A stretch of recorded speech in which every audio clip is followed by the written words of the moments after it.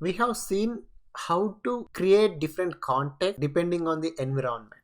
That is one method. But for the first method, what you have to do, you have for the context, you have to create different context for dev, QA, and prod, and we have to pass the values inside the job. You can even pass from outside, but you will have multiple contexts there.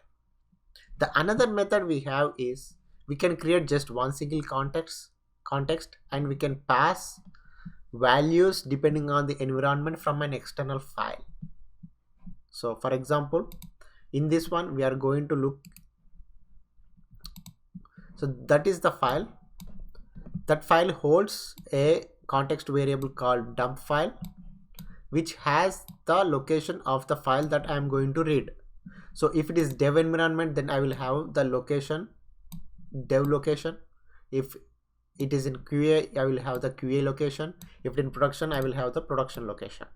So no need to change or add anything inside the job. All you will do is you will use a different file. This is dev file. You will have UAT and production file for different environments.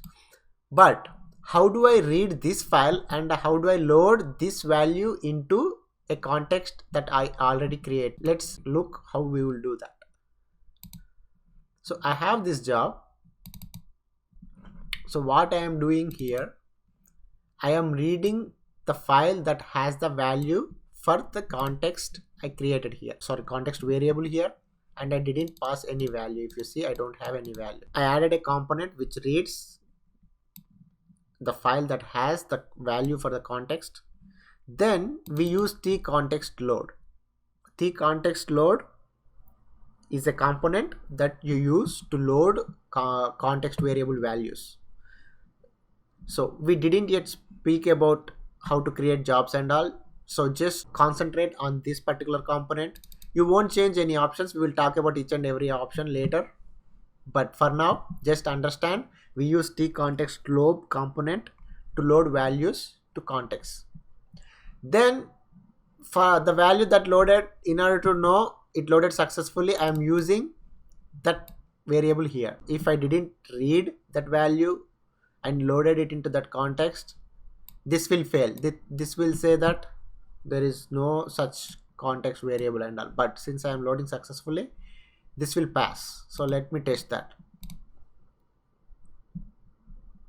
See, it passed some data, and as you can see, which means the value, this component read that value, and then this component passed that value to our context, and that value is read by this component.